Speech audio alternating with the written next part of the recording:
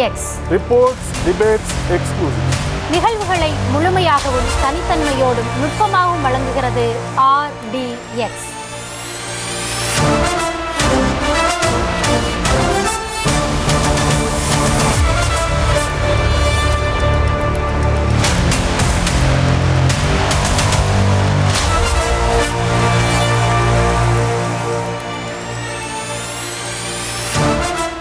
Report debate exclusives RDX நிகழ்ச்சிக்கு உங்களை வரவேற்கிறேன்.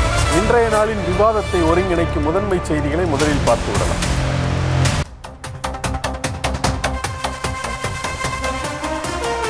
தொகுதி பங்கீட்டில் தொய்வா, பொங்காத கூட்டணி பொங்கல், அமித்ஷாவின் ஆக்ஷன் என்ன? தமிழகத்தில் தேசிய ஜனநாயக கூட்டணி ஆட்சி அமைவது உறுதி என புதுக்கோட்டை பொதுக்கூட்டத்தில் பேசிய அமித்ஷா. சட்டமன்ற தேர்தலில் அதிமுக தனி பெரும்பான்மையுடன் ஆட்சி அமைக்கும் என சேலம் பொதுக்கூட்டத்தில் எடப்பாடி பழனிசாமி பேச்சு. நேற்றும் இன்றும் முன்னாள் அமைச்சர் SP வேலுமணி அமித்ஷாவுடன் திருச்சியில் தொகுதி பங்கீடு பற்றி பேசியதாக தகவல்.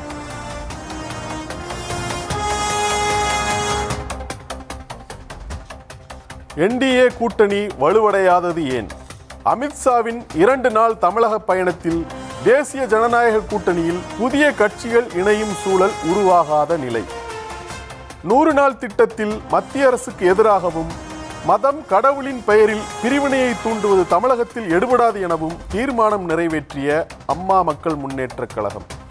கூட்டணி என்பது வேறு, கொள்கை என்பது வேறு. கூட்டணிக்காக கொள்கையை அதிமுக இழக்காது என அறிவித்த அதிமுக முன்னாள் அமைச்சர் ராஜேந்திர பாலாஜி.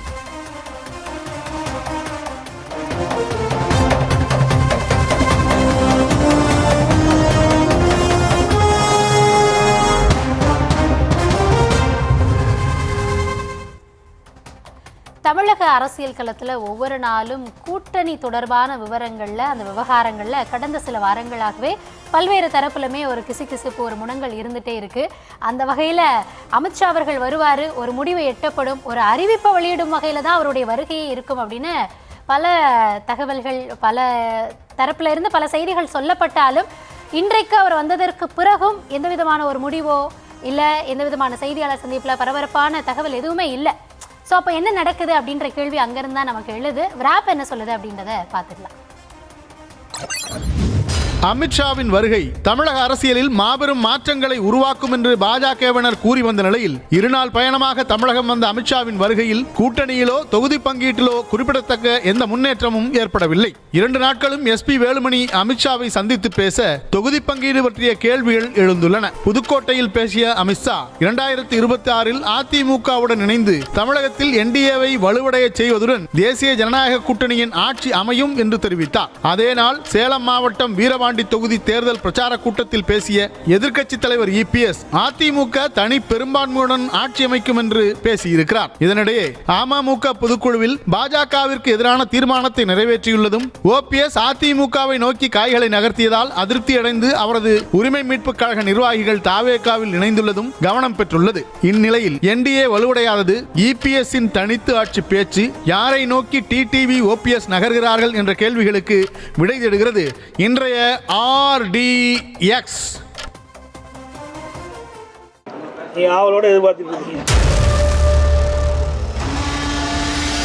ஆனால் என்னுடைய காதிலே விழுந்த மனக்குமுறல்கள், மரக்குரல்கள் என்னவென்று சொன்னால், ஒரே நிமிஷம் எல்லாமே நான் சொல்லிடுறேன். NDA सरकार बनानी है या नहीं बनानी है? என்ன எடப்பாடி பழனிசாமி அவர்கள் கிராமத்தில் இருந்து வந்தவர் என்று நினைத்துக் கொண்டிருக்கின்றார். கவுண்ட் டவுன் ஸ்டார்ட் ஆயிருக்கிறது. அதிமுக தலைமை தான் நம்முடைய கூட்டணிக்கு தலைமை தாங்கும். அது உறுதியா யாரும் சொல்ல முடியாது. तमिलनाडु में NDA की सरकार बनने जा रही है. நாங்க தான் விட்டு கொடுத்தோம், நீங்க எப்பவுமே விட்டு கொடுக்கல. அமித்ஷா அவர்களால் தான் தேசிய ஜனநாயக கூட்டணி ஆட்சியை கொண்டு வர முடியும். இன்னைக்கு பழைய பழனிசாமி மாதிரி நினைச்சிட்டு இருக்கிறீங்களா? मोदी जी के नेतृत्व में तमिलनाडु में हमारी सरकार बनानी है या नहीं बनानी है? நம்மோடு இருந்தவர்களே சில பேர் ஒரு சோதனையை உருவாக்கினார்கள்.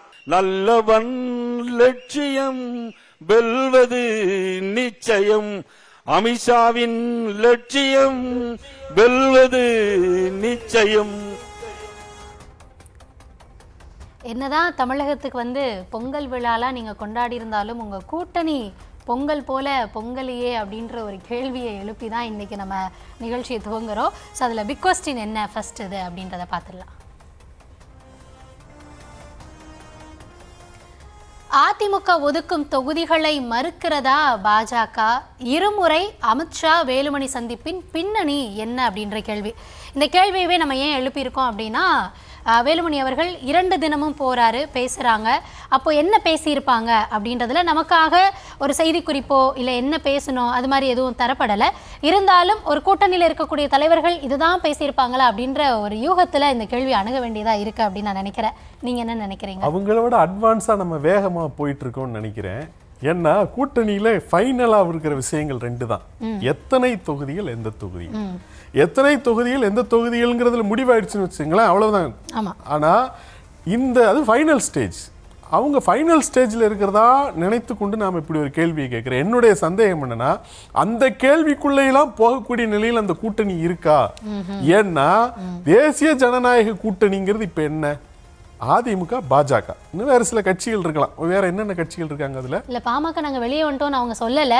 ஆனா பாமக இன்னைக்கு யாரு அப்படின்ற கேள்வி அதுக்கப்புறமா நம்ம கேட்க வேண்டியதா இருக்கு. இல்ல பாமக, தேமுதிக, இன்னும் ஜான் பாண்டியன், இன்னும் அவங்களா இருக்காங்க, கிருஷ்ணசாமி இருக்காரு, அவங்கலாம் இன்னும் நிலைப்பாடு என்ன அப்படின்றது இருக்காங்களா அப்படின்றது கேள்வி. டிடிவி தினகரன், அதெல்லாம் நம்ம வரிசையை இன்னும் பேச வேண்டியதா இருக்கு. சோ அப்ப கூட்டணியில எத்தனை கட்சிகள் இருக்கிறாங்கிறதுல அவங்களுக்கு வந்து திட்டவட்டமான ஒரு கருத்து இல்ல. எத்தனை கட்சிகளை உள்ள கொண்டு வர முடியும் என்பதிலும் திட்டவட்டமான கருத்து இல்ல. எத்தனை கட்சிகளை உள்ளே கொண்டு வரலாம் என்பதிலும் அவர்களுக்குள் உடன்பாடு இருப்பது போல தெரியவில்லை. மாறாக அங்கு ஒரு முரண்பாடு நிலவுவது போலத்தான் நமக்கு தோன்றுகிறது. அப்போ தொகுதி பங்கீடு எந்த தொகுதிகள் என்கிற நிலைக்கு அவங்க போயிட்டாங்க என்று கருதுவதை விட இன்னுமே வந்து கூட்டணியை அவங்க இறுதி செய்ய வேண்டிய நிலையில தான் இருக்கிறாங்க.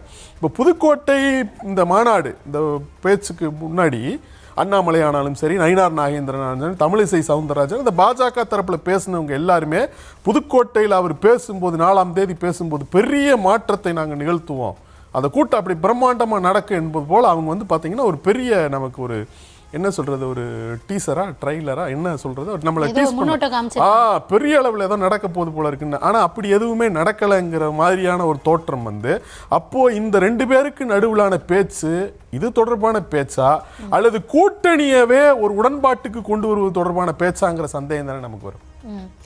நீங்க சொன்னது சரிதான். அதாவது இறுதி கட்டத்தில் இருக்கிறதா நினைச்சிட்டு நம்ம இந்த கேள்வி எழுப்பியிருக்கோம். ஆனா சென்ற முறை எல்லாமே, அதாவது 2021 எப்போ இந்த தொகுதி பங்கீடு தொடர்பான அறிவிப்புகள் இல்லை யார் யாருக்கு எவ்வளவு இடம் அந்த பேச்சுவார்த்தைகள் எல்லாமே நிறைவுற்று அறிவிக்கப்பட்டது மார்ச்ல தான். மார்ச் ஃபர்ஸ்ட் வீக்ல தான் அதிமுக பக்கமும் சொல்லியிருக்காங்க, திமுக பக்கமும் சொல்லியிருக்காங்க. இதுல எக்ஸ்ட்ராவா திமுக பக்கம் திருமாவளவன் அவர்கள் பலமுறை போயிட்டு இரட்டை இலக்கத்தில் எங்களுக்கு தொகுதி கொடுக்கல, அதனால 2ஆம் கட்ட பேச்சுவார்த்தைக்கெல்லாம் போகவே மாட்டோம், புறக்கணிக்கிறோம் அப்படின்லாம் நிறைய சம்பவங்கள் சென்ற முறையும் நடந்தது. ஸோ இந்த முறை அதற்கு சற்றும் குறைச்சல் இல்லாமல் ஒவ்வொரு முறையும் இது போன்ற சந்திப்புகள், பேச்சுவார்த்தை ஒதுக்கிட்டாங்க, கொடுத்துட்டாங்க, இல்லை கேட்கல அப்படின்னு நிறைய விஷயங்கள் கடந்து போக வேண்டி இருக்கும் அப்படின்றத நம்மளால புரிந்து கொள்ள முடிகிறது. நீங்க தொடங்கும் போதே கிசுகிசுப்புகள், முணுமுணுப்புகள் இருந்தது, இன்னும் நிறையவே இருக்கு. என்னன்னா இங்கேயாவது கூட்டணி யாரு என்னன்றது முடிவாகல, ஆனா இல்ல எஃகு கோட்டை போன்ற கூட்டணி இருக்கு அப்படின்னு சொல்ற இடத்துலயே அங்கதான் முணுமுணுப்பு ஜாஸ்தியா இருக்கு. ஏன்னா இருப்பாங்களா இருக்க மாட்டாங்களா, இன்னைக்கு கூட மாணிக்கம் தாகூர் அவர்கள் நிறைய விஷயங்களை பேசியிருக்காரு. ஸோ அது வந்து நீங்க முணுமுணுப்பா கடந்து போயிட்டாலும் சரியா, இல்ல அதை கவனத்துல எடுத்து அதை பேச வேண்டியது அவசியமா அப்படின்றது எந்த வகையில இட்டு செல்ல போகிறது வரக்கூடிய நாட்கள்ல அப்படின்றது. கிசுகிசுப்புக்கும் முணுமுணுப்புக்கும் இடையே வித்தியாசம் இருக்குங்கிறதை நம்ம பார்க்கணும். அங்க இருக்கிற கிசுகிசுப்பு வந்து பாத்தீங்கன்னா அல்லது முணுமுணுப்புகள் என்னன்னா, தொகுதி பங்கீடு எத்தனை தொகுதியில் அவங்க கொடுக்க போறாங்க அல்லது ஆட்சி அதிகாரத்துல பங்கு என்பது போல. ஆனா இங்க கிசுகிசுப்பு முணுமுணுப்பு அது கிடையாது. அப்படியா நீங்க நினைக்கிறீங்க? அந்த கிசுகிசுப்பு நீங்க எப்படி நினைக்கிறீங்க? எந்த கட்சி உள்ள கொண்டு வர்றது? அதிமுகவும் பாஜகவும் வந்து எந்த விஷயங்களை உடன்பட்டு போறது, எந்த விஷயங்களை முரண்பட்டு நிக்கிறான், கூட்டணிக்குள்ள எந்தெந்த கட்சிகளை கொண்டு வர்றது, இந்தந்த கட்சிகள்லாம் கொண்டு வரலாமா, வந்தா இவங்களுக்கு என்ன தொகுதி கொடுக்கலாம், இது தொடர்பாகவே இருக்கு முணுமுணுப்பு. அந்த கிசுகிசுப்பு முணுமுணுப்புகள் இருந்தாலும் அது ஒரு அட்வான்ஸ் ஸ்டேஜ்ல இருக்கு. ஆனா இது வந்து பாத்தீங்கன்னா இன்னும் வந்து அந்த முதல் படியிலே அவங்க காலடி எடுத்து வைக்காத நிலையில இருக்கிறாங்கிறதை நம்ம பார்க்கலாம். இல்ல சார், கூட்டணி வந்து ஏற்கனவே அமைக்கப்பட்டு பல தேர்தல்களை சந்திச்சவங்களுக்கு அந்த பிரச்சனை இருக்காது. இல்ல இவங்களும் சந்திச்சாங்க. ஆமா, இவங்களும் வந்து என்னன்னா தேர்தலுக்கான கூட்டணி, கொள்கை வேறு, கூட்டணி வேறு அப்படிங்கிற கணக்குல தேசிய ஜனநாயக கூட்டணின்னு ஒண்ணு அமைச்சு போட்டிட்டாங்கல்ல. ஆமா. எப்போ போட்டிட்டாங்க? சட்டமன்ற தேர்தலில் போட்டிட்டாங்க. அதன் பிறகு சட்டமன்ற தேர்தலுக்கு பிறகு அதிமுக நாடாளுமன்ற தேர்தலின் போது ஒதுங்கி கொண்டது. ஆனா அப்பவும் இங்க தேசிய ஜனநாயக கூட்டணின்ற பெயர்ல ஒண்ணுல போட்டிட்டாங்க. வாக்கு சதவீத கணக்கு அதை வச்சுதான் சொல்றாங்க. எங்களுக்கு 18% பாஜக சொல்லும் பொழுது அதனுடைய பொருள் என்ன? நாடாளுமன்ற தேர்தலில் தேசிய ஜனநாயக கூட்டணியுடைய பொருள் தானே. அப்போ 2021 தேசிய ஜனநாயக கூட்டணி இன்டாக்டா இருக்கா? இல்ல. சரி, 2024 நாடாளுமன்ற தேர்தல் தேசிய ஜனநாயக கூட்டணி இன்டாக்டா இருக்கா? இல்ல. அப்போ கூட்டணிங்கிறதே எத்தனை கட்சிகளை கொண்டதாக இருக்க போகிறது என்பதிலேயே இங்க கிசுகிசுப்பு முணுமுணுப்பு வருது. ஆனா அங்க அப்படி கிடையாது. அங்க வந்து கூட்டணி கட்சிகள் எல்லாம் முடிவாயிருச்சு. ஆனால் தொகுதிகளில் என்ன ஆகுங்கிற பதட்டம் அங்க இருக்கிற எல்லா கட்சிகளுக்கும் இருக்கு. கடந்த முறை கிடைத்ததாவது கிடைக்குமா? இன்னும் குறைச்சிருவாங்களா? இல்ல வேற யாராவது புதுசா உள்ள வந்துருவாங்களா? வெளியே போயிருவாங்களா? அப்போ இந்த தொகுதிகளை தக்க வைத்துக் கொள்வதற்கு தான் அவங்க ஆட்சி அதிகாரத்தில் பங்கு அப்படின்னு சொல்றாரு. இப்ப மாணிக்கம் தாகூர் பேசுறாரு. அவர் ஒரு முக்கியமான காங்கிரஸ் கட்சியில் ஒரு முக்கியமான நிலையில் இருக்கக்கூடியவர், தலைமையோடு அவர் நெருக்கமாக இருக்கக்கூடியவர். அவர் தலைமை பல பொறுப்புகளை அவருக்கு நம்பி வழங்கி இருக்கிறாங்க. ஆனாலும் கூட அவருடைய குரலை நம்ம காங்கிரசினுடைய குரலா எடுத்துக்க முடியுமாங்கிறது இருக்கு. அப்புறம் வந்து பாத்தீங்கன்னா இந்த ஆட்சி அதிகாரத்தில் பங்குன்னு அவர் பேசினாருன்னு சொல்றாங்க பாத்தீங்களா. அது வந்து பாத்தீங்கன்னா ஒரு பேச்சில் ஒரு பிட்டு. ஆக்சுவலா ஃபுல்லா அவர் என்ன பேசுறாருன்னா, யாருக்கு எதிராக பேசுறாருன்னா அமித்ஷாவுக்கு எதிராக பேசுறாரு. தமிழ்நாட்டில் இந்தியா கூட்டணி வெற்றி பெறும் என்பதுல ரெண்டாவது கருத்தை இருக்க முடியாதுங்க. அமித்ஷா இங்க உள்ள நிலவரமே தெரியாம பேசுறார் என்பதனுடைய தொடர்ச்சியாகத்தான் அது எண்டுல நம்ம எண்டு போர்ஷனை மட்டும் எடுத்துக்கிட்டோங்கிறதையும் பார்க்கணும். கண்டிப்பா. அதாவது என்ன அப்படின்னா, இந்த முறை திமுக அதிமுக மட்டுமே களமாக இருந்திருந்தா இருக்கக்கூடிய கட்சிகள் ஏதோ ஒரு திசையை தேர்ந்தெடுத்திருப்பாங்க. மூன்றாவதா ஒரு பிளேயர் இருக்கிறனால எந்த பக்கம் போனா தங்களுக்கான ஆதாயம், அந்த கூடுதல் இடங்கள், ஒரு பார்கெயினை வந்து அவங்க நிகழ்த்தி பார்க்குறாங்க. ஒவ்வொருத்தரும் எனக்கு தெரிஞ்ச டிடிவி அவர்கள் டிசம்பர் கடைசியிலேயே சொல்லிடுவேன் அப்படின்னாரு. அதுக்காக நீங்கள் டிசம்பர் கடைசியில் வந்து கேட்காதீங்கன்னு இருந்தாரு. இப்போ பார்த்தீங்கன்னா இன்னும் 30 நாள் நமக்கு டைம் இருக்குது, அதுக்குள்ளே முடிவெடுப்போம் அப்படின்றாங்க. ஸோ இருக்கக்கூடிய கட்சிகள் ஒவ்வொரு இடத்துலையுமே ஆழம் பார்த்துட்டே இருக்காங்க. அதை என்னைக்கு அவங்க உறுதி செய்ய போகிறாங்களோ அன்னைக்கு தான் இருக்கக்கூடிய அந்த கூட்டணிகள் எல்லாம் முடிவாகிடுச்சு அப்படின்ற ஒரு முடிவுக்கும் நாம வர முடியும். இதில் இருக்கக்கூடிய சிக்கல்களும் இருக்கானா இருக்கு. யார் வந்து முந்தி போவாங்க, அதையெல்லாம் தாண்டி இருக்கிற இடத்தை தக்க வைத்து கொண்டு முன்னேறுவது அப்படின்ற இடத்துல ஒவ்வொருத்தருமே யோசிக்கிறாங்க அப்படின்றத புரிந்து கொள்ள முடியுது. இரண்டாவது கேள்வி இருக்கு, என்ன அப்படின்றத பார்த்துடலாம்.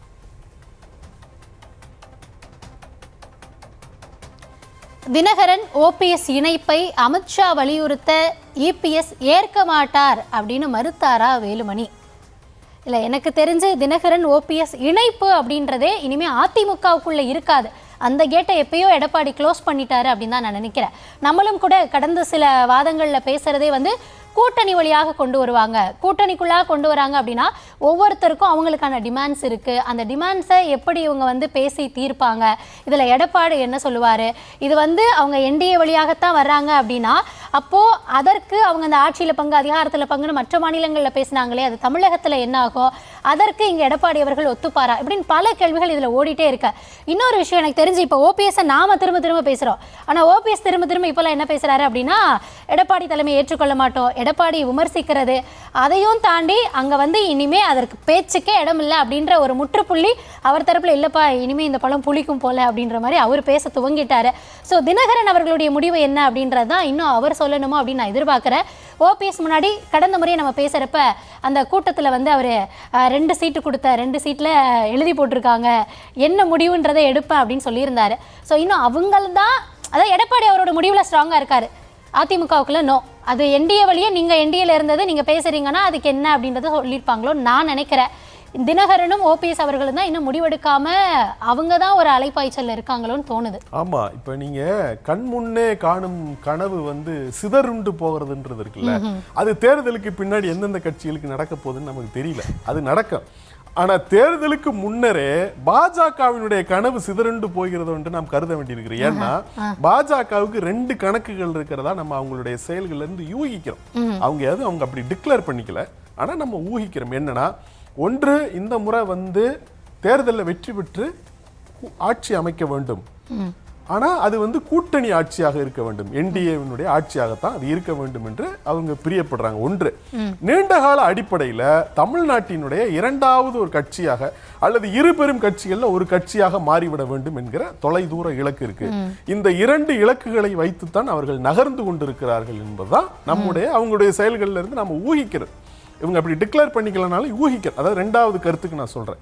அப்போ இந்த முதல் கருத்து ஆட்சி அமைக்க வேண்டும், கூட்டணி ஆட்சி அமைக்க வேண்டும் அப்படின்னு சொன்னா இந்த கூட்டணி வந்து ஒரு வலுவான பலம் வாய்ந்த ஒரு கூட்டணியாக இருக்க வேண்டும். அந்த கூட்டணிக்கான வாய்ப்புகள் என்ன அப்படின்னு பார்க்கும் பொழுது யாருமே என்ன அவங்களுக்கு பிடி கொடுக்க மாட்டேன்றாங்கிறதா. பாமகவாக இருந்தாலும் சரி, தேமுதிகவாக இருந்தாலும் சரி, டிடிவி தினகரனாக இருந்தாலும், ஓ பன்னீர்செல்வமாக இருந்தாலும், இந்த 4 பேர் தான் இந்த உங்களை நாம கருதத்தக்க ஓரளவுக்கு கருதத்தக்க கட்சிகளாக இருக்கு. இவங்க யாருமே இன்னும் பிடி கொடுக்கல. பிடி கொடுக்கலன்னா எப்படி பிடி கொடுக்கலன்னா, ஓபிஎஸ் ஒரு மீட்டிங்கை போட்டு தாளிக்கிறார், எடப்பாடி பழனிசாமி போட்டு தாளிக்கிறார். அவர் பேரை சொல்றதுக்கு வெக்கமா இருக்குன்ட்டு போட்டாரு. டிடிவி தினகரன் இன்னைக்கு பொதுக்குழு கூட்டம், இது அமமுகவினுடைய இன்னைக்கு பொதுக்குழு கூட்டம் நடந்திருக்கு. அந்த பொதுக்குழு கூட்டத்திலும் அவர் பொடி வச்சு தான் பேசுறாரு. அவருடைய பேச்சு கிரிப்டிக்கா தான் இருக்கு இல்லையா? அவர் எதுவும் நீங்க எதையுமே யூகிக்க முடியாத அளவுக்கு அவர் பேசுறாரு. இது ஒண்ணு. மூணாவதா வந்து பாத்தீங்கன்னா பிரேமலதா விஜயகாந்த் வந்து பாத்தீங்கன்னா நாங்க வந்து எங்க நிர்வாகிகள்ட்ட எல்லாம் நாங்க கேட்டிருக்கோம், அதனுடைய அடிப்படையில் முடிவெடுப்போம்னு அவங்க சொல்றாங்க. அப்போ அவங்களுக்கு பிடி கொடுக்கல. பாமகவை பொறுத்தவரையில அவங்க வந்து தனியா ஒரு போராட்டமே நடத்துறாங்க, அவருடைய தலைமையில் போராட்டம் நடத்துறாங்க. அதுக்கு தாவேகாவுக்கும் அவங்க அழைப்பு விட்டுருந்தாங்க, அவங்க வந்து பங்கேற்றாங்க என்பதை பார்க்கிறோம். அன்புமணி என்ன ஸ்டாண்ட்ல இருக்கிறாரு, இந்த கூட்டணி உறுதி பண்ணிடுவாரான்னு தெரியல. அப்போ இந்த கட்சிகளை உள்ள கொண்டு வர்றதில்ல ஏதோ ஒரு சிக்கல் பாஜகவுக்கு தொடர்ந்து இருந்து கொண்டே இருக்குது. இந்த சிக்கல் இப்படியே நீடிச்சுன்னு சொன்னா தேசிய ஜனநாயக கூட்டணி ஆட்சி என்பதை அவர்கள் எப்படி சாத்தியமாக்குவார்கள்? ஒன்று. ரெண்டாவது, அதிமுகவை பொறுத்தவரையில் எடப்பாடி பழனிசாமி உறுதியான தலைமையா இருக்கிறார். அவர் வேறு நிலைப்பாடுகளை நாம விமர்சிக்கிறோம்ங்கிறது வேற. அதிமுக என்னுடைய தலைமைக்கு கீழே தான், இதுல தான் இப்படிதான், இவங்களதான் உள்ள சேர்க்க முடியும், இவங்களெல்லாம் உள்ள சேர்க்க முடியாது என்பதில் அவர் ஒரு திட்டவட்டமான நிலைப்பாடு இருக்கிறார். அப்போ அந்த கட்சியை வந்து பலவீனமாக்குவது என்பது எப்படி? இப்படி ஒரு நிலை இருக்கிறது. அப்ப இந்த 2 கனவுகளுமே தேர்தலுக்கு முன்னாடியே பாஜகவுக்கு வெடித்து சிதறிடுமோன்ற நிலையில் தான் இருக்கும். அதனாலதான் நீங்க என்ன பண்றீங்க, ஊகத்துக்குள்ள போறீங்க. அமித்ஷா வேலுமணி போய் அமித்ஷாவை பார்க்கிறாரு. எதுக்காக பார்த்தாரு தெரியல நமக்கு, அவங்களும் சொல்ல மறுக்கிறாங்க. அப்போ நம்ம ஊகத்துக்குள்ள போறோம்னா இன்னும் அந்த கட்சி அல்லது அந்த கூட்டணி என்பது ஊகங்களை வைத்து பேச வேண்டியதாகத்தான் இருக்கிற நிலையில தானே. அப்படி பார்த்தோம்னா இங்கிருந்து நிறைய எம்பிக்கள் எல்லாம் டெல்லிக்கு போய் எதிர்த்தரப்புல மத்திய அமைச்சர்களை சந்திக்கிறாங்க. கேட்டா வெளிவரக்கூடிய ஒரு காரணம் ஒன்னா இருக்கு, ஆனா பின்புறம் ஏதாவது காரணம் இருக்கா அப்படின்னா அதையும் நம்ம நிறைய பேச வேண்டியிருக்கா. ஸோ கூட்டணிக்குள்ளாக இருக்கக்கூடிய தலைவர், ஏன்னா இங்கெல்லாம் பார்த்தோம் அப்படின்னா திமுகவின் தலைமையை கூட்டணியில் இருக்கக்கூடிய தலைவர்கள் பல தருணங்கள்ல பல நேரங்கள்ல போய் சந்திச்சு பேசுறாங்க. ஒவ்வொரு முறையும் என்ன பேசுறோம் அப்படின்றது எல்லாத்தையுமே நம்ம கிட்ட சொல்றாங்களா அப்படின்றதும் கேள்வி. அதனால கூட்டணியில் இருக்கக்கூடிய தலைவர்கள் பல விஷயங்களை கூட்டணி முன்னெடுத்து செல்வதோ இல்ல தொகுதி பங்கீடாவே கூட இருக்கலாம், இல்ல இன்னும் அவர்கள் சார்ந்து, ஏன்னா அவர் வந்து ஒரு மத்திய அமைச்சர், உள்துறை அமைச்சர், இன்னும் கோஆபரேஷன், இது போன்ற நிறைய இதை கையில வச்சிருக்கனால அது சார்ந்து பேசியிருக்கலாம். ஏன்னா பியூஷ் கோயல் கிட்ட எல்லாம் கடம்பூர் ராஜு போய் பேசினாரு, அப்பயும் தொகுதி பங்கீடு அப்படின்றப்போ இல்ல தீப்பெட்டி தொழிற்சாலை அது சம்பந்தமா பேச வேண்டியதா இருந்தது அப்படின்ற மாதிரி எல்லாம் சொல்லப்பட்டது. ஸோ நிறைய காரணங்கள் இருக்கலாம். ஆனா இன்னைக்கு என்ன நடந்திருக்கும் அப்படின்ற ஒரு பார்வையில தான் நாம எடுத்து அலச வேண்டியதா இருக்கு. நீங்க சொன்னதுல வந்து கூட்டணி ஆட்சி, அமித்ஷா வந்து இந்த முறை வந்த பொழுதும் அதை பேசியிருக்காரா அப்படின்றத நம்ம திரும்ப பேச வேண்டியதா இருக்கு. இதற்கு எடப்பாடி அவர்கள் என்ன பதில் சொல்லியிருக்காரு? ஏன்னா அதிமுக தரப்புல ஆரம்பத்துல இருந்தே சொல்றாங்க என்டிஏ கூட்டணி ஆட்சி அமைக்கும் அப்படின்னு சொல்லியிருக்காங்க. நீங்க அதை ஒட்டி போட்டு கூட்டணி ஆட்சி அப்படின்னு சொல்லாதீங்க அப்படின்னு அவங்க தரப்புல ஒரு விளக்கம் சொல்றாங்க. இவர் பேசுறப்பயே அவரு பேசுறாரு அப்படின்னா நீங்க இப்படிலாம் புரிஞ்சுப்பீங்க, அதனாலதான் அவர் தமிழ்ல பேசுறாரு அப்படின்னு ஒரு விளக்கம் தராங்க. மூன்றாவது ஒரு கேள்வி இருக்கு, என்ன அப்படின்றத பார்த்துடலாம். அமித்ஷா தமிழகத்தில் இருக்கும் போதே அதிமுக தனித்து ஆட்சி அமைக்கும் என இபிஎஸ் பேச வேண்டிய அவசியம் என்ன? எனக்கு தெரிஞ்ச அவர் டெல்லியில இருந்தாலும் சரி, மற்ற மாநிலங்கள்ல இருந்தாலும் சரி, இங்க இருந்தாலும் எடப்பாடி அவர்கள் அதை தான் பேசுறாரு, தனித்து தனிப்பெரும்பான்மையோட ஆட்சி அப்படின்றதான் பேசுறாரு. அமித்ஷா என்ன சொல்லியிருக்காரு அப்படின்றத பார்த்துடலாம். इस बार दीवार पर लिखा हुआ मैं पढ़ पाता हूं कि अप्रैल 2026 में तमिलनाडु में एनडीए सरकार बनने जा रही है। डीएमके सरकार ने तमिलनाडु को डंपिंग ग्राउंड बनाया है, दूसरे राज्यों का खतरनाक बायोमेडिकल कचरा तमिलनाडु की पवित्र नदियों में डाला जा रहा है। भाइयों बहनों, इतने सारे करप्ट मिनिस्टर की फौज लेकर तमिलनाडु का विकास हो सकता है क्या? कभी नहीं हो सकता। पूरा तमिलनाडु का बजट केवल कर्ज और शराब की कमाई पर चल रहा है। இன்னைக்கு அவர் வந்து தங்களுடைய கூட்டணி தொடர்பாக பேசியிருந்தாலும் ஆளும் அரசின் மீது என்னென்ன குற்றச்சாட்டுகள் இருக்கு, ஊழல் அரசு, குடும்ப அரசியல் பண்றாங்க, இன்னும் தமிழகத்துல பெண்களோட பாதுகாப்பு, இன்னும் நிறைய விஷயங்களை குற்றம் சாட்டி பேசியிருந்தாரு. நாம எழுப்பியிருக்கிற கேள்வி வந்து அவர் பேசியிருக்காரு, இபிஎஸ் என்ன பேசினாரு அப்படின்றது, இபிஎஸ் என்ன சொன்னாரு அப்படின்றது. நம்முடைய கூட்டணி அதே இடங்களில் வெல்லுவதற்கு இங்கு இருக்கின்ற மக்களே சாட்சி.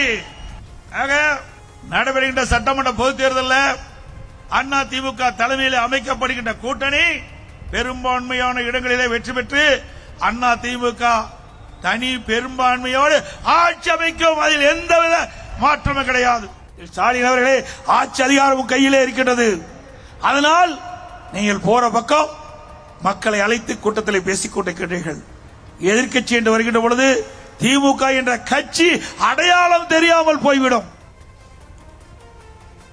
என்ன சார் இப்போ அந்த பேச்சு இருக்குல்ல, அது வீரபாண்டி தொகுதியில் அவர் பேசினது, தேசிய ஜனநாயக கூட்டணி தேர்தலில் வெற்றி பெறும், அதிக இடங்களில் வெற்றி பெறும். ரெண்டாவது ஒரு பாயிண்ட் சொல்றார், அதிமுக தனிப்பெரும்பான்மையுடன் ஆட்சி அமைக்கும், இதை எந்த கொம்பனாலும் தடுக்க முடியாது. இதுதான் எடப்பாடி பழனிசாமி வீரபாண்டி தொகுதியில் அவர் பேசியதனுடைய தொடக்கத்திலே அவர் வந்து எல்லாத்தையும் வரவேற்று முடிச்சுட்டு அவர் முதல் பேசின பேச்சே இதுதான். வழக்கமாக என்ன பண்ணுவாங்கன்னா, இந்த பேச்சுக்களை பேசிட்டு வரும்போது நடுவுலையோ ஒரு எண்டுலையோ சொல்லுவாங்க. ஆனால் வீரபாண்டி தொகுதியில் எடப்பாடி பழனிசாமி ஆரம்பித்ததே இந்த கூட்டத்தை பார்க்கும் பொழுது சேலம் மாவட்டம் மட்டுமல்ல 234 தொகுதிகளிலையும் அதிமுகவுடைய வெற்றி உறுதியாகிறது. கூட்டணி வந்து வெற்றி பெறும், அதிமுக தனிப்பெரும்பான்மையுடன் ஆட்சி அமைக்கும், எந்த கொம்பனாலும் அதை தடுக்க முடியாது என்றார். யார் அந்த கொம்பன்? இதுதான் நம்முடைய கேள்வி. யார் அந்த கொம்பன்? கொம்பன் யானையை வந்து நீங்க இந்த கும்கி யானையை வச்செல்லாம் மடக்க முடியுமா? அவர் எல்லா இடங்கள்லயும் அமித்ஷா வந்தனாலதான் பேசினாரா அப்படின்னா கிடையாது. எல்லா இடங்கள்லயும் திரு எதிர்கட்சி தலைவர் என்ன பண்றாரு அப்படின்னா, போற இடங்கள்லாம் அவருடைய பரப்புரையை பார்த்தீங்க அப்படின்னா இந்த வசனம் இருக்குமானா இருக்கும். அதே போல ஆளும் தரப்புல இருந்து அவங்க பேசுறப்ப இருக்குமானா இருக்கும். ஏன்னா கூட்டணிகள் இருக்காங்க, அப்போ தாங்கள் தனி பெரும்பான்மையோட வருவோம் அப்படின்றதையும் அவங்க சுட்டி காட்டுறாங்க. ஏன்னா திரும்ப மைனாரிட்டி அப்படின்ற குற்றச்சாட்டு எங்கேயும் வந்துடக்கூடாது அப்படின்றனால தனி பெரும்பான்மையோட நாங்க ஆட்சி அமைப்போம் அப்படின்றதையும் சொல்றாங்க. இன்னொன்று, அதிமுக தரப்புல மட்டும் இந்த கேள்வியை நம்ம முன்வைக்கிறோமோ அப்படின்னு தோணுது. ஏன்னா இவங்க என்டிஏ கூட்டணி ஆட்சி அப்படின்றாங்க, நம்ம கூட்டணி ஆட்சி அப்படின்றோம். அந்த பக்கத்துல இன்னுமே ஆட்சியில பங்கு, அதிகாரத்துல பங்கு அப்படின்றத இந்த முறை தேர்தல் களத்துல அதிகமாகவே இது ஒழிக்கிறதோ அப்படின்றது. இதற்கு முன்னாடி அறவே இல்லையா அப்படின்னா இருந்தது. ஒவ்வொரு தேர்தல்கள்லையும் ஒவ்வொரு கட்சிகள் அவங்களுடைய கோரிக்கையா இதை எழுப்புவாங்க, கூட்டணியில பேசுவாங்க. ஆனா தமிழக அரசியல் களம் அதற்கு தயாராகி விட்டதா அப்படின்ற ஒரு கேள்வியையும் அவங்களே எழுப்பிக்கிறாங்க. ஏன்னா திருமாவர்கள்லாம் தொடர்ந்து நாமளே நம்ம இதில் நிறைய லைவ் எடுத்திருக்கோம். ஆட்சியில் பங்கு, அதிகாரத்தில் பங்குன்னு கூட்டணியில் இருக்கவங்களா முதல்ல அங்கேருந்து அந்த குரல் பெருசாக எழும்புது. அப்போ எழும்புறப்ப என்ன சொல்கிறாங்க, கொஞ்ச நாளில் அவங்களே வந்து அதெல்லாம் சரி கட்டிட்டாங்க அப்படின்ற மாதிரி. இல்லை, இன்னும் தமிழக அரசியல் களம் அதற்கு தயாராகலை, ஆனால் எங்களுடைய கோரிக்கை அதுவாக தான் இருக்குது அப்படின்றதோட அவங்க நிறுத்திக்கிறாங்க. அதே இது நம்ம இங்கே எடுத்துகிட்டு வரப்போ இங்கே அவங்க பேசுகிறாங்க, அதை டிரான்ஸ்லேட் பண்ணி நம்ம எடுத்துக்கிறோம். இன்றைக்கி கூட தமிழிசை அவர்கள் அந்த பொங்கல் ஃபங்க்ஷனுக்கு அப்புறமா பேசியிருந்தாங்க. அப்போ கூட கேட்குறாங்க, கூட்டணி ஆட்சி அப்படின்னு சொல்கிறாரு, அப்பா அவர் வந்து தேசிய ஜனநாயக கூட்டணியை ஆட்சி அமைக்கும் அப்படின்றத சொல்கிறாங்கன்னு சொல்லிட்டு போயிடுறாங்க. அடுத்து திரும்ப திரும்ப அழுத்தி கேட்குறப்போ இது பொங்கல் விழா, பொலிட்டிக்கல் விழா இல்லை அப்படின்ற ஒரு விளக்கத்தையும் கொடுத்துட்டு போயிடுறாங்க. ஸோ நயினார் அவர்கள்கிட்டையும் இந்த கேள்வியை பல முறை கேட்டிருக்காங்க. அவங்களும் அவர் சொன்னது தேசிய ஜனநாயக கூட்டணி அமைப்போம் அப்படின்றதா. ஆரம்பத்தில் என்ன சொன்னோம், எடப்பாடி அவர்கள் தான் முதலமைச்சர் அப்படின்றதையே சொல்ல மாட்டாங்க அப்படின்னு சொன்னோம். ஆனால் அமித்ஷா அவர்கள் இருக்கக்கூடிய மேடையிலேயே யாரை அந்த அதிமுகவிலிருந்து அகற்றி அதிமுகவை கைப்பற்றுவோம், தினகரன் தலைமையில் இருக்குன்னு சொன்ன அண்ணாமலை அவர்கள் கிட்டத்தட்ட எனக்கு தெரிஞ்சு 3-4 முறை வந்து எடப்பாடி அவர்களை முதலமைச்சராக்குவோம்னு முழங்கிட்டாரு. ஸோ எடப்பாடி அவர்கள் தான் முதலமைச்சர் வேட்பாளர். இன்னும் பல முறை நயினார் அவர்கள் தேசிய ஜனநாயக கூட்டணி ஆட்சி அமைக்கும் அப்படின்றது சொல்கிறாங்க. ஸோ எனக்கு தெரிஞ்சு இதை வந்து எதிர்த்தரப்பில் இருந்து பேசுகிற மாதிரி நம்ம அணுகணுமோ அப்படின்ற ஒரு கேள்வி. ஏன்னா எடப்பாடி அவர்கள் சென்ற முறை தேர்தலையுமே இதை தான் சொன்னாங்க, அதிக தொகுதிகள் கேட்பாங்க, அமித்ஷா அவர்கள் வாயை திறந்து முதலமைச்சர்னு எடப்பாடி சொல்லவே மாட்டுறாரு அப்படின்னு பல இடங்களில் சென்ற தேர்தலையுமே பேசியிருக்காங்க. ஸோ இது ஒவ்வொரு தேர்தலையும் நடக்குது, அதனால் இது கூட்டணி ஆட்சியாக இருக்கும் அப்படின்னு சொல்லி அதிமுக வந்ததுன்னா அது கூட்டணி ஆட்சி அமைஞ்சிரும், பாஜக இங்கே வந்துடும், பாஜக கொள்கை கோட்பாடில் ஒரு ஆட்சி போயிடும் அப்படின்னு திமுக தரப்பு இதை ஒரு நரேட்டிவாக செட் பண்ணுறாங்க அப்படின்னு தான் நான் நினைக்கிறேன். இப்போ நீங்க திமுகவை பொறுத்த வரையில திருமாவளவன் வந்து ஆட்சி அதிகாரத்தில் பங்குன்னு சொன்னாருன்னு நீங்க சொன்னீங்க. அவரும் அவங்க தரப்புல இருந்து நிறைய நீண்ட நாளா அவங்க சொல்லியிருக்காங்க. அவங்களை பொறுத்த வரையில இலக்கு அதுதான். ஆட்சி அதிகாரத்தில் பங்கு பெறுவதுதான் உண்மையான அந்த அதிகார பகிர்வு அப்படின்னு அவங்க ரொம்ப நாளா சொல்லிட்டு இருக்காங்க. ஆனா அவர் தெளிவா சொல்லிட்டார், இந்த தேர்தலுக்கு அது நிபந்தனை அல்ல. என்ன சொல்லிட்டாரு? இந்த தேர்தலுக்கு இந்த ஆட்சி அதிகாரத்தில் பங்கு என்பது நிபந்தனை அல்ல அப்படின்றத அவர் தெளிவுபடுத்தினார். அது எங்களுடைய நீண்ட கால இலக்கு தான், அதுல ஒன்றும் மாற்றம் இல்லை. ஆனா இந்த தேர்தலுக்கு நாங்கள் அது ஒரு நிபந்தனையாக முன்வைக்கவில்லை, முன்வைக்கவும் மாட்டோம்ட்டார். காங்கிரஸ்ல யாராவது ஒருத்தர் அபிஷியலா வந்து நாங்க வந்து இந்த மாதிரி கூட்டணி ஆட்சி அமைப்போம் இது வரைக்கும் நீங்க சொல்லி கேட்டிருக்கீங்களா? இல்ல. பிரவீன் சக்கரவர்த்தி சொல்றாரு, இல்லைன்னா இந்த மாதிரி மாணிக்கம் தாகூர் சொல்றாரு. அபிஷியலா யார் அவங்க நியமிச்சிருக்காங்களோ அவங்க யாருமே சொல்ல மறுக்கிறாங்க, சொல்லல. அப்படியே அதிக தொகுதிக்கு பிறகு கேட்டாலுமே கூட அதுலயுமே அவங்க பம்புறாங்க என்பன்ற நிலை தான் அங்க இருக்கு. ஆனா இங்க அதிமுகவை பொறுத்தவரையில இந்த முறை அமித்ஷாவினுடைய பேச்சுல அது தெளிவுங்க. இவ்வளவு நாள் இருந்த குழப்பம் நேற்று புதுக்கோட்டை பேச்சில் இல்லை. இல்ல, அவர் தெளிவாவே சொல்லியிருந்தாரு. என்னன்னா என்டிஏ கூட்டணி பலமாக இருக்கிறது, இன்னுமே வந்து கட்சிகள் உள்ள வருவாங்க, நாங்க ஆட்சி அமைப்போம் அப்படின்றத சொல்றாரு. ஆட்சி அதிகாரத்தில் பங்கு பெறுவோம் என்பது போலத்தான் அமித்ஷாவினுடைய போலத்தான் அப்படிங்கறத நாம எடுத்துக்கிறோம். இல்ல போலத்தான் இல்ல, அதாவது அந்த பேச்சு வந்து ஏன் அப்படி வருதுன்றதுக்கு நான் சொல்ல வரேன். நீங்க வந்து இல்லங்க அவங்க சொல்ல வரது வந்து பாத்தீங்கன்னா அதிமுக ஆட்சின்னு அவங்க சொல்லிட்டாங்க, இந்த பேச்சே கிடையாது அப்படி சொல்ல மாட்டேன்றாங்க. இல்ல, அவங்க எல்லா மாநிலங்கள்லயும் அதுதானே பேசுறாங்க. எல்லா மாநிலங்கள்லயும் என்டிஏ அப்படின்றது எல்லா மாநிலங்கள் மட்டுமல்ல, அவங்க மத்தியில் அமைத்த ஆட்சியில இப்ப கூட அவங்க வந்து பெரும்பான்மைக்கு குறைவான இடங்கள்ங்க பாஜக. போன முறை அப்படி இல்ல, ஆனாலும் மத்தியில் நடைபெற்ற தேசிய ஜனநாயக கூட்டணி ஆட்சி தான். அவங்க பெரும்பான்மைக்கும் அதிக இடங்களை பெற்றிருந்த போதும் கூட்டணி கட்சிக்கு அவங்க அமைச்சரவையில பங்கு கொடுத்தாங்க. யாரு? மத்தியில பாஜக. அதே போல எல்லா மாநிலங்களும் ஆந்திராவிலையும் பங்கு வாங்கியிருக்கிறாங்க, பீகார்ல நம்ம சொல்லவே வேண்டியது. அப்படிப்பட்ட ஒரு கட்சி தமிழ்நாட்டில் மட்டும் மாறுபட்ட நிலையை ஏன் எடுக்க போகிறது? அந்த இடங்கள்ல பாஜகவினுடைய ஸ்ட்ரென்த் என்னன்றதை நம்ம பார்க்கணும். எங்க மத்திய என்ன சொல்லிட்டீங்க? இல்ல சார், என்னன்னா மாநிலத்துக்கு சரிசமமான தொகுதிகள்ல தானே அவங்க போட்டிட்டு இருந்தாங்க. அவங்களுடைய அந்த ஃபேக்டர்ஸ் என்னவா இருக்கு அப்படின்றத பார்க்கிறோம். ஈக்குவலா நிதிஷ்க்கு ஈக்குவலா அவங்க அங்க இருக்காங்க. ஆனா தமிழகத்தை பாத்துக்கிட்டீங்கன்னா இதுவரைக்கும் கடைசியா பாஜக இருந்து எத்தனை எம்எல்ஏக்கள் இருக்காங்க? 4 எம்எல்ஏக்கள் இருக்காங்க இல்லையா? இதற்கு முன்னாடி 2000 அந்த வாக்குல கிட்டத்தட்ட ஒரு 20 ஆண்டுகளுக்கு முன்னாடி ஒரு 4 எம்எல்ஏக்கள் இருந்தாங்க. சோ நீங்க கேக்குறீங்க அப்படின்னாலும் கொடுக்கிற இடத்துல இருக்கக்கூடியவங்க அதை கொடுக்கணும் இல்லையா? இறுதி முடிவு எடப்பாடி அவர்கள் கையில இருக்கு. அதாவது இப்போ நீங்க பீகார் எக்ஸாம்பிளா எடுத்துக்கிட்டீங்கன்னா அங்க சரிசமமான தொகுதிகளில் போட்டியிட்டாங்க, எவ்வளவு இடங்கள்ல வெற்றி பெற்றாங்க அப்படின்ற கணக்கு இருக்கு. ஆனா தமிழகத்துல பாஜகவுக்கான ஸ்ட்ரென்த் என்னவா இருக்குன்ற ஒரு கிரவுண்ட் ரியாலிட்டி இருக்குல்ல. அப்போ கிரவுண்ட் ரியாலிட்டி பாஜக இப்படி பேசுவதற்கு ஓப்பானதாக இல்லை. அதான் உங்களுடைய பாயிண்ட். இப்பொழுது பாஜக தமிழ்நாட்டில் அதிமுகவோட பேரம் பேசி அமைச்சரவையில் இடம் வாங்கக்கூடிய அளவிற்கு அவர்கள் ஒரு பெரும்பான்மை கூட்டணி கட்சியாக இல்லை. அதாவது ஆட்சி அதிகாரத்தில் பங்கு கேட்கக்கூடிய அளவிற்கோ அவர்களாக நின்று வென்று காட்டக்கூடிய அளவிற்கு அவர்கள் இல்லை. கிடையாது. பாஜக அப்படிதான் சொல்லுதா? பாஜக எல்லா கட்சிகளும் எங்களால முடியும் அப்படிங்க. இது நம்முடைய பார்வையவே விட்டுருங்க. நான் என்ன சொல்ல வரேன், அமித்ஷா வந்து இந்த முறை தெளிவா சொல்றாரு, தேசிய ஜனநாயக கூட்டணி ஆட்சி தான் அவர் சொல்றாரு. அவர் சொல்லுவதற்கு முதல் காரணம் வந்து பாத்தீங்கன்னா அவங்களுடைய முறை அதுதான். அவங்களுடைய முறை அதுதான். தமிழ்நாட்டுக்கு மட்டும் அந்த முறை நீங்க பொருந்தாதுன்னு சொல்லும் போது ஒரு விவாதத்தை முன்வைக்கிறீங்க. பொருந்தாது. ஆனா அவங்க என்ன சொல்லிக்கிறாங்கன்னா இல்ல நாங்க இந்த முறை வளர்ந்துட்டோம். அவங்க என்ன சொல்றாங்கன்னா எங்களுக்கு 21 விழுக்காடு வாக்கு சதவீதம் எத்தனை கட்சிகள் இருந்தது இல்ல பாஜகவே வளர்ந்துருச்சுன்றாங்க அவங்க சொல்றது. நான் சொல்லல. அப்போ அந்த மாதிரியான ஒரு பார்வை கண்ணோட்டம் வைத்திருப்பவர்கள் இதுதான். இதை விட மிக முக்கியமான விஷயம் அது இல்லைங்க. எடப்பாடி பழனிசாமி எந்த கொம்பனை அதை தடுக்க முடியாதுன்றாரு. அந்த கொம்பன் அமித்ஷாவாகத்தான் இருக்க வேண்டும் என்பது என்னுடைய கருத்து. அந்த கொம்பன் யானையை வந்து பழக்குவதற்கு ஒரு கும்கி யானை அனுப்பினார், வேலுமணிங்கிற கும்கி யானையை. அதெல்லாம் நடக்கிற கதையா நமக்கு தெரியல. இந்த கதையெல்லாம் நாம பேசுறது எனக்கு தெரிந்து, அதாவது தொகுதி பேசுறதோ இல்ல இதுல இந்த டேர்ம்ஸ் அப்படின்றது எடப்பாடி அவர்கள் தலையசைக்காம அங்க எதுவுமே நடக்காது இல்ல. ஆனா பாஜக திரும்ப திரும்ப அதை சொல்லுது. எடப்பாடி பழனிசாமி திரும்ப திரும்ப இதை சொல்றாரு. அப்போ அதுக்குதான் கேட்டேன் திருமாவளவன் அப்படி சொன்னாரா நீங்க சொல்லுங்கன்ற. நான் கூட்டணி கட்சி திருமாவளவன் அவங்க பேசுறதை தாண்டி பல இடங்கள்ல யாரு பேசுறாங்கன்னு கேக்குறேன். திருமாவளவன் கட்சியில யாரு பேசுறாங்கன்னு சொல்லுங்க. திருமாவளவன் பேசுறாரா? திருமாவளவன் கட்சியில யார் அப்படி பேசுறா? இல்ல காங்கிரஸ்ல அபிஷியல் சேனல்ல யாராவது பேசுறாங்களா? அப்படி இல்லங்க. அங்கங்க யாரோ ஒருத்தர் முணுமுணுக்கிற. ஆனா இங்க அப்படி இல்ல. கூட்டணிக்கு தலைமை தாங்குவோர் எடப்பாடி பழனிசாமி. ஆனால் தேசிய ஜனநாயக கூட்டணியாக ஆட்சி அமையும் சொல்லி அமித்ஷா பேசுறாரு. அப்போ அவர் இதை சொல்லிக் கொண்டிருந்தால் இவர் இதை சொல்லிக் கொண்டிருந்தால் இந்த 2 கட்சிகளுக்குடைய கூட்டணி உறவு எப்படி இருக்கும் நான் கேட்கிறேன். இதை விட 3வது ஆர்குமெண்ட் ஒண்ணு இருக்கு. என்னன்னா அது டிடிவி தினகரனுடைய பேச்சு. டிடிவி தினகரன் இன்னைக்கு என்ன பேசுறாருன்னா ஆட்சி அதிகாரத்தில் கண்டிப்பா அந்த டிடிவியை பத்தி பேசுறதுக்கு முன்னாடி அது தொடர்பா ஒரு பெரும் கேள்வி இருக்கு.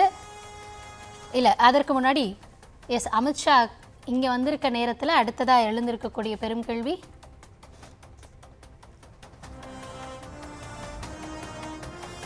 அமித்ஷாவை களமிறங்கியும் தேசிய ஜனநாயக கூட்டணி விரிவடையாதது ஏன்? இல்ல முன்னாடி ஒரு எதிர்பார்ப்பு இருந்தது, அமித்ஷா வரும்பொழுது ஏதாவது ஒரு அறிவிப்பு இருக்குமா அப்படின்றது. ஆனா நம்ம ஏற்கனவே சொன்ன மாதிரி இன்னும் கூட்டணியில இணையாத கட்சிகள் அவங்களுடைய முடிவை வந்து இன்னும் பொங்கலுக்கு பிறகாக தேமுதிகவே வந்து அவங்களும் ஒரு பெட்டி வச்சிருக்காங்க. அதுல வந்து உறுப்பினர்கள் அவங்களுடைய எண்ணங்களை சொல்லுவாங்க, அதை வைத்து தான் முடிவு அப்படின்ற மாதிரிலாம் சொல்றாங்க. அவங்களுக்கான எய்ம் கோல்லாம் ராஜ்யசபா சீட்டா அப்படின்னா இல்ல இந்த முறை சட்டப்பேரவை தேர்தலை தான் நாங்க நினைக்கிறோம் அப்படின்றதையும் சொல்லிட்டாங்க. பாமகவை பொறுத்த வரைக்கும் பைஜெயந்த் பாண்டா வந்திருந்தப்பவே அன்புமணி அவர்களை தான் போய் சந்திச்சிருந்தார். ஸோ பாமகவை பொறுத்த வரைக்கும் இருதரப்பா இருக்கிறனால, ஆனா தேர்தல் ஆணையம் அன்புமணி அவர்கள் தான் சொல்லியிருக்கு, இவங்களும் அவர்கிட்ட தான் பேச்சுவார்த்தை நடத்துறாங்க. என்னதான் அனைத்து கட்சிகளையும் போராட்டத்திற்கு அழைத்திருந்தாலும் அவர்கள் தேசிய ஜனநாயக கூட்டணியில் தான் 2024 இந்த முறையும் அதுதான் நீடிக்கும் அப்படின்னு நான் எதிர்பார்க்கிறேன். இதையெல்லாம் தாண்டி அமித்ஷா வந்துமே நடக்கலையா அப்படின்னா இது வந்து ஒரு ப்ரீ பிளான்டு ஒரு திட்டம். அமித்ஷா வந்து வருவாரு, இதெல்லாம் ஒரு கட்சி நிகழ்வா நடக்கும் அப்படின்னு சொல்லியிருந்தாங்க. ஆனா இன்னும் பிற கட்சிகள் முடிவெடுக்காத நிலையில இன்னும் அடுத்தடுத்து வரக்கூடிய காலங்களில், ஏன்னா இன்னும் நேரம் இருக்கு அப்படின்றத அவங்க சொல்றாங்க. டிடிவியே இன்னும் 1 மாசம் இருக்குன்றாரு, தேமுதிக இன்னும் என்னன்னு முடிவெடுக்கலன்றாங்க. ஸோ எல்லாரும் சேர்ந்து ஒரு முடிவெடுத்தாதானே ஒரு அறிவிப்பு வரும். அதனால அமித்ஷா வந்தாலும் சரி யார் வந்தாலும் சரி இன்னும் தேர்தலுக்கு காலம் இருக்கு அப்படின்றதா யதார்த்தமும் நான் நினைக்கிறேன். ஏப்ரல் 2026 தேசிய ஜனநாயக ஆட்சி கூட்டணி அமைக்கும். அப்ப ஏப்ரலுக்கு முன்னாடி எலெக்ஷன் வந்துற போதா? இல்ல அவர் ஏப்ரல் முடிவடைகிறதுக்கு முன்னாடியே தேர்தலை நடத்தி முடிச்சிட போறாங்களா சென்ற முறை 2021 எப்போ வந்துச்சு? மே மாதமா? எனக்கு ஏப்ரல் அதோட வந்தது. மேல வந்து பதவியேற்பை நடத்திட்டாங்க. மேல பதவியேற்றுட்டாங்க. ஆமா, அப்போ ஏப்ரல்ல எலெக்ஷன். அப்போ ஏப்ரல்ல கூட்டணி ஆட்சி அமையும்னு அவர் சொல்றாரு. அப்போ ஏப்ரல் எண்டுக்குள்ளே அப்படிங்கிற ஒரு நிலை இருக்கும்போது நீங்க இன்னும் காலம் கிடக்குன்னு நீங்க சொல்றீங்களே. இன்னைக்கு ஜனவரி 6 தேதி சார். பழம் வந்து நழுவி கையில விழும் பால்ல விழும்லாம் சொல்லிட்டு அதுக்கப்புறம் கூட்டணி கணக்குலாம் மாறிச்சுல. ஆனா மாறிடுச்சுல. என்னன்னா எப்பயும் போல ஒரு தேர்தல் களம். ஆனா என்னாச்சு? ஏங்க கூட்டணி அன்னைக்கு என்னாச்சு? மாறிடுச்சே கணக்கு. விஜயகாந்த் வரலையே, அன்னைக்கு நிலைமையே மாறி போச்சுங்க. அதாவது இல்ல சார், என்னன்னா நார்மலா இருக்கக்கூடிய பீரியட்லயே அந்த மாதிரி கணிப்புகள் போறப்ப இந்த முறை இன்னொரு ஃபேக்டரும் இருக்கு. இல்லங்க, அதான் என்ன நடந்துச்சு? காலம் கருதாமை என்பது நீங்க செயல்களை செய்து முடிப்பதற்கு மிகப்பெரிய இடையூறாக மாறிவிடுங்க. இவங்க காலம் கருதாமல் இல்ல, ஆனா காலம் இவர்களுக்கு கை கொடுக்க மறுக்கிறது. இப்போ ஏப்ரல் அவர் சொல்றாரு, சரி இன்னும் இந்த பிப்ரவரி மார்ச் 2 மாசம் நோட்டிபிகேஷன் பிப்ரவரி எண்டிலே வந்துரும்னு சொல்றாங்க. ஆனாலும் முடியல. நீங்க இன்னும் காலம் இருக்கு. இல்ல என்னன்னா தொகுதி பங்கீடு பேசுவாங்க, அதுல உடன்பாடு ஏற்படுதா இல்லையா, வெளியே போறாங்களா இல்ல உள்ள இருக்காங்களா, அதெல்லாம் இனிமே தானே. அதுவே மார்ச் முதல் வாரத்துல தான் பண்றாங்க. அது வரைக்கும் டைம் இருக்குல்ல. மார்ச் முதல் வாரத்துல பண்ணலாம். நீங்க கூட்டணிக்குள்ள கட்சிகளை அப்போ கூட்டணியில இருந்து வெளியே வரக்கூடிய கட்சிகள் அதற்கு அப்புறம் தானே தங்களோட முடிவு எடுப்பாங்க. இப்படியே எத்தனை நாளைக்கு இலவு காத்துக்கிளியா இருக்கிறது? எப்படி எலெக்ஷனுக்கு முன்னாடிக்குள்ள ஒரு முடிவு வந்துரும் இல்லையா? அங்க இருந்து வருமா இலவு காத்துக்கிளியா எத்தனை நாளைக்கு இருக்க போறாங்க? இல்ல அங்க இருந்து வரும் மட்டுமே கிடையாது இல்லையா? இப்ப இருக்கக்கூடிய கட்சிகள் ஏன் வெயிட் பண்றாங்க? தொகுதிகள் அதுல தானே. கூட்டணிக்கு வர வாய்ப்புள்ள கட்சிகளையே உங்களால இன்னும் கொண்டு வர முடியல. முடிஞ்சிருச்சா? இல்ல. ஆனா நீங்க என்னன்னா இன்னொரு கூட்டணியில இருந்து வருவாங்கன்னு அதுக்குள்ள இவங்க இன்னொரு கூட்டணிக்கு போயிட்டாங்கன்னு என்ன செய்வீங்க? இல்ல என்னன்னா அவங்களுக்கான கணிப்புகள் இருக்கு. இன்னும் இவங்க முடிவு அறிவிக்காதப்போ இப்போ என்ன பொறுத்த வரைக்கும் சார், மும்முனை போட்டியா இருக்கக்கூடிய நேரத்துல ஒவ்வொரு தரப்புலயும் ஒவ்வொருத்தரும் பேசுறாங்க, அவங்களுக்கான பாசிபிலிட்டிஸ் பாக்குறாங்க. தொகுதிகள் எங்க அதிகமா தங்களுக்கான டிமாண்ட் எங்க வைக்க முடியும் அப்படின்றத வைக்கிறாங்க. இல்ல உண்மையில அதான் இருக்கு. சரி, இன்னைக்கு வந்து என்ன பொங்கல் வச்சாங்க அவங்க பாஜக? என்ன பொங்கல் வச்சாங்க? மோடி பொங்கல். மோடி பொங்கல். ஆனா மோடி வந்தாரா? ஏன் வரல? பொங்கல் மோடி பொங்கல்ங்க, ஏன் மோடி வரல? சார் தலைவரோட பெயர்ல ஒவ்வொரு இடங்களிலும் ஒவ்வொரு வேலைகள் செய்யறதா? ஏன் வரலனா அவர் வரவே மாட்டார் என்று பாஜக ஒருபோதும் சொல்லவில்லை. என்ன அவங்க எதிர்பார்த்துட்டு இருந்தாங்க? இந்த மோடி பொங்கல்ங்கறதை அவங்க எதுக்கு வச்சதுன்னா பெரிய கூட்டணி அறிவிப்புக்காக இவங்க திட்டமிட்டு இருந்ததுதான். கடைசியில மோடி பொங்கல் நடக்கவே இல்லை, அது பொங்கவே இல்லை. மோடி பொங்கல்னு வைக்கிறீங்க. பொங்குச்சு, நான் பார்த்தேன். பொங்கல் பொங்குச்சா? இப்போ திமுக வந்து திராவிட பொங்கல்னு வைக்கிறாங்க. இவங்க என்ன பொங்கல்னு வைக்கிறாங்கன்னு பாருங்க, மோடி பொங்கல்னு வைக்கிறாங்க. திராவிட பொங்கல்னா நீ சொல்ற, நாங்க திராவிடத்தையே பொங்க வைப்போம்ங்கிறாரு சீமான். ஆனா மோடி பொங்க வைக்கிறார், மோடியவே நாங்க பொங்க வைப்போம் அப்படின்னு இந்த கூட்டணி கட்சியில் சொல்லி இருக்கணுமா இல்லையா? சொல்லலையே, நடக்கல. அப்ப கூட்டணியை விரிவுபடுத்துவதில் இன்னும் அது அவர்களுக்கு எட்டாக்கணியாகத்தான் இருக்கிறது. அது தோல்வியில் முடிவடைஞ்சிருக்கு. நம்ம சொல்றோம், நயினார் வந்து அதற்கு ஒரு பதில் சொல்லியிருக்காரு. என்ன சொல்லியிருக்காரு அப்படின்னு பார்க்கலாம். மாணவர்கள் போதை போட்டுக்கொண்டு ஆசிரியர்களை தாக்குகிறார்கள். இது மாதிரி ஒரு சம்பவம் இது மாதிரி இந்த திமுக ஆட்சியில் தான், மதிப்புக்குரிய ஸ்டாலின் முதலமைச்சராக கூடிய இந்த ஆட்சியில் தான் இப்படி நடைபெறுகிறது. ஒரு குடும்பம் வாழ வேண்டும் என்பதற்காக தன்னுடைய மகன் துணை முதலமைச்சர் உதயநிதி ஸ்டாலின் முதலமைச்சர் ஆக்க வேண்டும் என்பதற்காக இன்றைக்கு ஒரு மிகப்பெரிய ஒரு கூட்டணியை உருவாக்கி வைத்துக் கொண்டிருக்கிறார். ஒரு போலியான கூட்டணியை இன்னைக்கு பத்திரிகையில காட்டிக் கொண்டிருக்கிறார். ஆனால் எங்களுடைய உள்துறை அமைச்சர் அமித்ஷா அவர்கள் உருவாக்கிய கூட்டணி என்பது ஆட்சி மாற்றத்திற்கான கூட்டணி. ஆட்சி மாற்றம் வந்தே தீரும் என்பதை நான் இந்த நேரத்தில் தெரிவித்துக் கொள்கிறேன். கண்டிப்பாக ஆட்சி மாற்றத்தை ஏற்படுத்துவோம் அப்படின்னு நயினார் அவர்களும் பேசியிருக்காரு. திமுக பொறுத்த வரைக்கும் என்ன சொல்றாங்க அப்படின்னா, 234 தொகுதிகளிலையும் தனித்து நின்று களம் கண்டு ஆட்சியை கைப்பற்றும் வல்லமை கொண்ட கட்சி அதிமுக. அதனால கூட்டணி எங்களுக்கு ஒன் ஆஃப் த ஃபேக்டர் தான். அதை தாண்டி இந்த ஆளும் அரசு மக்களுக்கு சொல்லி செய்யாததை, இன்னும் மக்கள் மத்தியில் இருக்கக்கூடிய அதிருப்தி, இது எல்லாமே கூட களத்தில் இருக்கு. அதை எல்லாமே அறுவடை செய்யக்கூடிய ஒரு எதிர்க்கட்சியாக நாங்கள் இருக்கிறோம். அதனால ஆளும் தரப்பாக நாங்கள் தான் வருவோம். சேலத்தில் வந்து அவர் பேசின கூட்டணி தொடர்பாக பேசியிருந்ததை நம்ம பார்த்தோம். அதாவது ஆளும் தரப்பா நாங்க வருவோம் அப்படின்றத பார்த்தோம். இதை தாண்டி இந்த அரசுல எவ்வளவு ஊழல்கள் நடந்திருக்கிறது, பெண்களுக்கான பாதுகாப்பு கேள்விக்குறியாக இருக்கிறது. அது மட்டும் இல்லாம கொடுத்த வாக்குறுதிகள்ல எவ்வளவு செஞ்சிருக்காங்க, கண் துடைப்பா எவ்வளவு வேலைகள் பண்ணிட்டு இருக்காங்க, இன்னுமே குடும்ப அரசியல் வந்து திளைத்து கொண்டிருக்கிறது ஒரு கட்சி. இப்படி பல கேள்விகள் அடுக்கி அவர் இதற்கெல்லாம் விடையாகத்தான் இந்த தேர்தல் அமைய இருக்கிறது அப்படின்ற துணியில பேசியிருந்தார். ஸோ நம்ம தொடர்ந்து இந்த கூட்டணியில எத்தனை பேர் வருவாங்க போவாங்க அப்படின்லாம் நம்ம பேசுறப்போ அவங்க சொல்றாங்க, கூட்டணி வெற்றி ஒரு காரணியான ஆமா ஒன் ஆஃப் த ரீசனா இருக்கு, ஆனா அதுவே முழுமுதற் காரணம் இல்லை அப்படின்றதையும் அவங்க பேசுறாங்க. அடுத்ததா நமக்கு ஒரு பெரும் கேள்வி இருக்கு, என்ன அப்படின்றத பார்த்துடலாம்.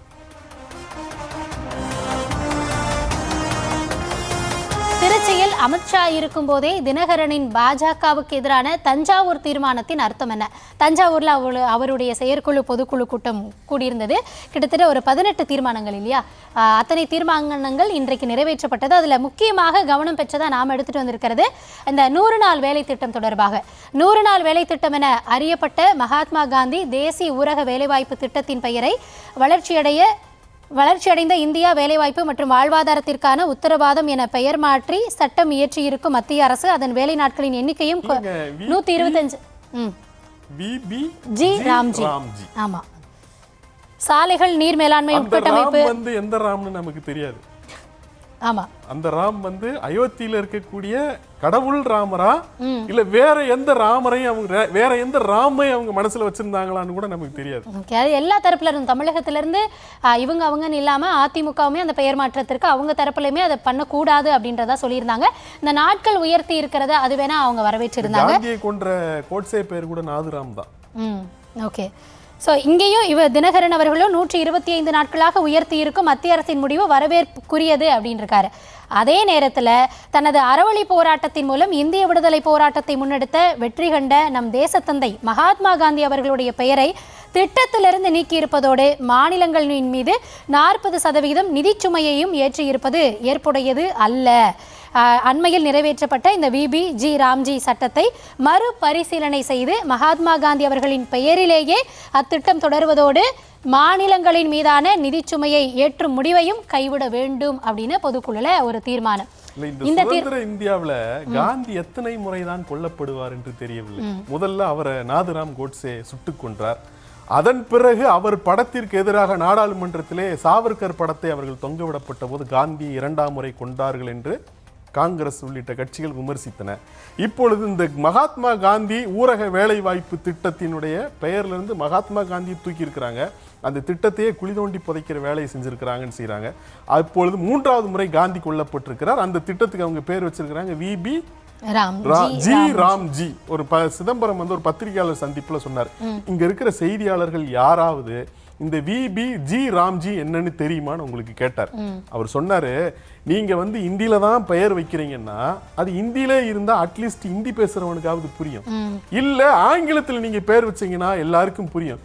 பேரை இந்தியில வச்சுட்டு அதற்கு சுருக்க பேர் ஆங்கிலத்தில் வைக்கிறீங்களே, இதனால் யாருக்கு பயன், என்ன புரியும்னு அவர் கேட்டார். இப்ப காந்தி 3வது முறையாக கொல்லப்பட்டிருக்கார். அதுக்கு எதிராக டிடிவி தினகரன் தீர்மானம் நிறைவேற்றிருக்கார். சொல்லுங்க. நம்ம இப்படி சொல்றோம் இல்லையா, இந்த திட்டத்துக்கு அவங்க தரப்பு வாதம் ஒன்று வைக்கிறாங்க. என்னன்னா, இதற்கு முன்னாடி 2023 வாக்குல மதுரை கிளை உயர் நீதிமன்றத்தில் ஒரு வழக்கு, அதாவது 100 நாள் வேலைவாய்ப்பு திட்டத்தில் நிறைய ஊழல்கள் அப்படின்னு ஒரு கேஸ் வருது. அதுல நீதிபதிகள் விசாரிச்சுட்டு அவங்க என்ன சொல்றாங்க அப்படின்னா, பேசாம இந்த பேரையே திட்டத்துல இருந்து தூக்கிடலாம் போல இருக்கு, அவ்வளவு ஊழல்களை நீங்க செய்யறீங்க, அவருடைய பெயருக்கே களங்கம் ஏற்படக்கூடிய வகையில ஒவ்வொரு மாநில அரசுகளும் அங்க ஊழல் நடக்கிறதா புகார்கள் வருது. கருத்தாது தமிழ்நாட்டுக்கு மட்டும் பொருந்துகிற கருத்து இல்ல. மதுரை கிளை உயர் நீதிமன்றம் இங்க உசிலம்பட்டி பக்கத்துல நடந்த ஒரு வழக்கு, ஒரு விஷயத்தை வச்சு அவங்க சொல்றாங்க. ஆமா சொல்றாங்க. அதேதான் அவங்களுடைய வாதமா அவங்க சொல்றாங்க. இப்படி நாடு முழுக்க இவ்வளவு ஊழல் நடக்குது, வழக்குகள் நடக்குது. வாதம் இதுதானே. நாடாளுமன்றத்தில் மோடி பேசினார், இந்த மகாத்மா காந்தி ஊரக வேலை வாய்ப்பு திட்டம் என்பது காங்கிரஸ் ஆட்சியினுடைய 70 ஆண்டு கால தோல்வியினுடைய நினைவு சின்னம். இது அதற்காகவாவது இந்த திட்டத்தை நாங்கள் விட்டு வைப்போம், இந்த திட்டத்தை நாங்கள் ஏற்றுக்கொள்ளவே இல்லை என்று அவர் சொல்லிட்டார். அந்த திட்டத்தை நாங்கள் ஏற்கல, ஆனா காங்கிரசினுடைய தோல்வி இது சொல்லிக்கிட்டே இருக்க வேண்டும் என்பதற்காக நாங்கள் இந்த திட்டத்தை விட்டு வச்சிருக்கோம் சொன்னார். இந்த ஊரக வேலை வாய்ப்பு திட்டத்தின் கீழ் பயன்பெறுபவர் நான் முடிச்சுக்கிறேன் இல்லைங்க, அது இருக்கட்டும், அது ரொம்ப முக்கியமான மேட்டர். 12 கோடி பேருங்க நாடு முழுக்க, அதுல 8.6 கோடி பேர் வந்து அந்த கார்டு வச்சிருக்கிறாங்க. இதுவரைக்கும் சராசரியாக 50 நாட்கள் வேலை வாய்ப்பு கிடைச்சிருக்கு. இது 100 நாள் வேலை வாய்ப்பு திட்டமாக இருக்கும் பொழுதே மத்திய அரசால் சராசரியாக 50 நாட்கள் தான் வேலையை கொடுக்கும். அந்த 50 நாட்களுக்கு கொடுக்கக்கூடிய நிதி கூட அந்த உரிய மக்களுக்கு சென்று சேர மாட்டேங்குது. இல்ல சார், இதுல என்னன்னா அந்த வேலைக்கான நிதி, பொருட்கள் வாங்குறதுக்கான நிதி நடக்கல நான் சொல்லல. ஆனா 12 கோடி பேருடைய வாழ்வாதாரம் என்பதை நீங்கள் மறந்து விடாதீங்க. 12 கோடி பேர் ஊழல்ல ஈடுபடுறாங்க நீங்க சொல்லாதீங்க. நடக்கலாம், நடக்காம இருக்கவே இருக்காது. அரசு திட்டங்கள் எல்லாத்திலுமே நடக்கும். ஆனா 12 கோடி பேர் நம்ம இவ்வளவு சர்வசாதாரணமா அதை ஆக்கிட்டோம். ஊழல் அப்படின்னா அது நடக்கும், சர்வசாதாரணமாக ஆக்கவில்லை. இப்ப அமித்ஷா பேச்சுல கூட வந்து பாத்தீங்கன்னா, ஒரு பேச்சு வந்து பாத்தீங்கன்னா ஒரு கிரியேட்டிவா இருக்கணும், ஒரு ஃபயர் பிராண்டா இருக்கணும், ஒரு எழுச்சியை உருவாக்கக்கூடிய வகையில் இருக்கணும். அவருடைய பேச்சு டெம்ப்ளேட் பேச்சு. ஜெயலலிதா இருக்கும்போது ஒரு தடவை வந்து பேசினார், இதே டெம்ப்ளேட்டுங்க, இந்துக்களுக்கு வந்து உரிமை இல்ல, மோஸ்ட் கரப்ட் கவர்மெண்ட் இந்த இந்தியா வந்து இதுதான். எடப்பாடி பழனிசாமி இருக்கும்போது அதான் அவர் வந்து சொன்னாரு, மோஸ்ட் கரப்ட் கவர்மெண்ட் இல்ல. அந்த விஷயத்தை நம்ம பேசணும், இன்னும் நிறைய பேச வேண்டியிருக்குது. ஊழல்ங்கிறது இருக்குல்ல, இது ஒரு டெம்ப்ளேட் பேச்சுன்றாங்க. இல்ல, இது மட்டும் இல்லாம இன்னும் தீர்மானம் 14 ஒன்று நிறைவேற்றிருக்காங்க. அதுல திருப்பரங்குன்றம் மலை உச்சியில் நடந்த அந்த சம்பவத்தை குறிப்பிட்டு, தமிழகத்துல மதத்தின் பெயரிலோ ஜாதியின் பெயரிலோ கடவுள்களின் பெயரிலோ பிரிவினையை ஏற்படுத்தும் அரசியல் தமிழகத்தில் எக்காலத்திலும் விடுபடாது என்பதை இப்பொதுக்குழு உறுதிபட தெரிவித்துக் கொள்கிறது. அதற்கு அமமுகவும் ஆதரவு தெரிவிக்காது அப்படின்றதை சொல்லியிருக்காரு. இது மட்டும் இல்லாம திரு டிடிவி அவர்களும் இதுல பேசியிருந்தாரு. அவருடைய பைட் என்ன அப்படின்றத பார்த்துட்டு, கௌரவமான இடங்களை பெறுகின்ற, கூட்டணியிலே அங்கம் வகிக்கின்ற, ஆட்சி அதிகாரத்திலே பங்கு பெறுகின்ற கூட்டணிக்குத்தான் நாம் செல்ல இருக்கிறோம். நமக்கு சுயமரியாதை முக்கியம். அதை இழந்துவிட்டு எங்கும் நாம் செல்ல மாட்டோம். இன்னைக்கு ஆக்சுவலா டிடிவி அவர்கள் பேசிட்டு இருக்காரு, நான் கேட்டுட்டு இருக்கேன். ஃபர்ஸ்ட் சென்டென்ஸ் பேசினோம், சரி இந்த பக்கம் தான் போறாரு அப்படின்ற ஒரு முடிவு. கொஞ்ச நேரம் கழிச்சு பார்த்தா அடுத்த ஒரு ஸ்டேட்மெண்ட், அப்ப இது இவங்க இல்லையா அவங்களா இருக்குமோ அப்படின்னு.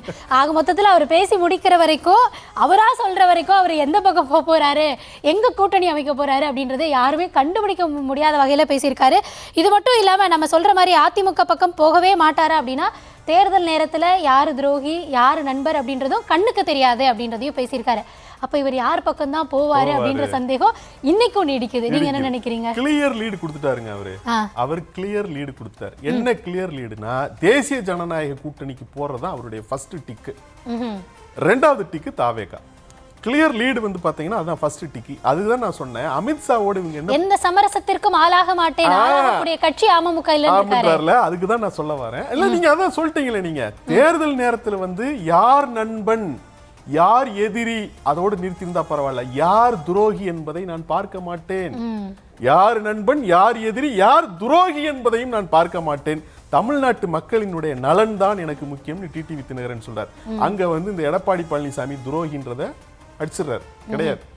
அப்புறம் கூட்டணியில கணிசமான இடங்கள் ஆட்சி அதிகாரத்தில் அமமுகவில் வெற்றி பெறக்கூடியவர்கள் அமைச்சர்களாக இருப்பார்கள் அப்படி சொல்றாரு. அப்போ அமித்ஷா வந்து அந்த கொம்பன் யானை அதற்குத்தான் அட்டெம்ப்ட் பண்ணிட்டு இருக்கிறது. நீங்க அப்படி நினைச்சீங்களா? நான் நினைச்சேன் அப்ப கண்டிப்பா இவர் தாவேக்காவுக்கு தான் போறாரு. ஏன்னா இதுவரைக்கும் உறுதியளிக்கப்பட்ட ஆட்சியில பங்கு அதிகாரத்துல பங்கு அப்படின்றத அங்கதானே சொல்லியிருக்காங்க.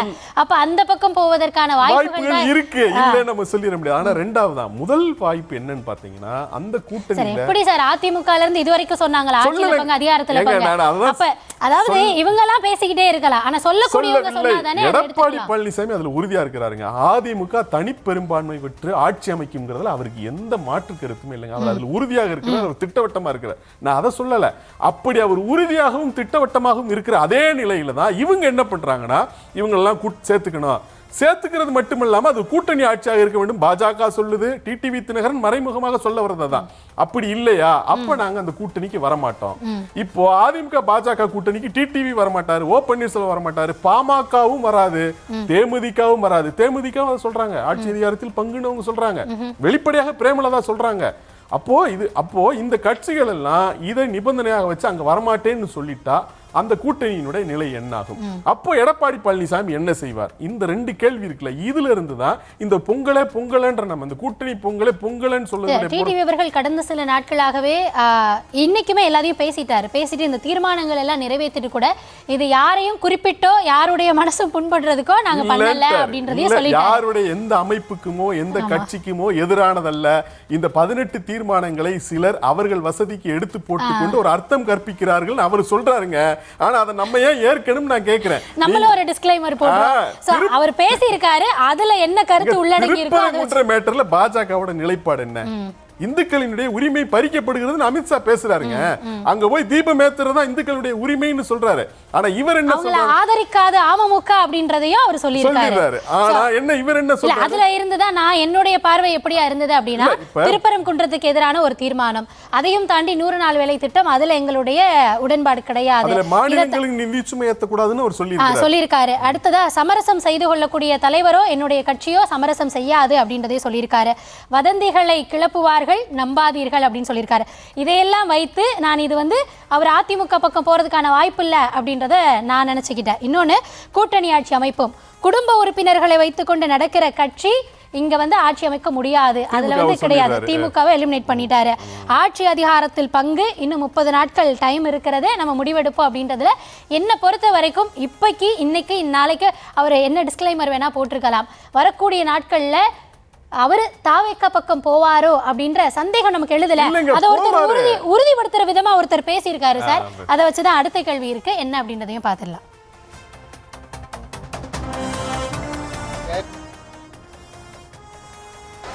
இப்போ அதிமுக வந்து வேற யாராவது முக்கிய புள்ளிகள் இந்த தமிழக வெற்றி கழகத்தில் நான் தான் அன்றைக்கே சொல்லியிருக்கிறேன், பொங்கல் வரையிலும் பொறுத்து கொள்ளுங்கள், அதற்குள்ள எத்தனை பேர் வருகிறார் என்பதை நீங்கள் காணப்போகும். அதே போல ஓபிஎஸ் டிடிவி நீங்க சேருவாங்க அப்படின்னா பேச்சுவார்த்தை நடந்துட்டு இல்லை, அவர் சேருவார் என்பதல்ல, நம் கூட்டணி இடம்பெறுவார்